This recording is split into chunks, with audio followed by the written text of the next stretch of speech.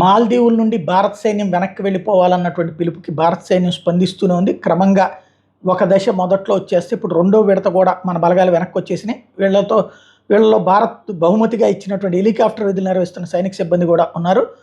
అదే సందర్భంలో ఆ దేశ అధ్యక్షుడు మొహమ్మద్ మొయిజ్జు సంతోషం వ్యక్తం చేశారు. భారత్ వెళ్ళిపోతుండడం ఇప్పటికే మొదటి బృందం వెళ్ళిపోయింది. ఏప్రిల్ 9 రెండో విడతలో మరో సైనికుల బృందం ఉపసంహరించుకుంది.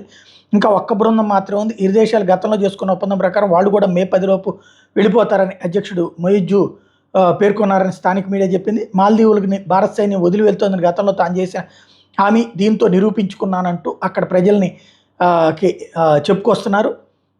మాజీ అధ్యక్షుడు ఇబ్రహీం మహమ్మద్ సోలీ మీద విమర్శలు గుప్పించారు. ఆయన ఒక విదేశీ రాయబారి ఆదేశాల మేరకు నడుచుకుంటున్నారంటూ భారత్కి అతనికి సంబంధాలు ఉన్నాయి, అందుకే నేనైతే దాని నుంచి బయటికి తెచ్చానని చెప్పుకొస్తున్నారు అనమాట ఆయన. తద్వారా మాల్దీవులకి మనకి బంధం శాశ్వతంగా తెగిపోబోతోంది. చైనా గుప్పెట్లోకి ఆ దేశం వెళ్ళిపోబోతోంది.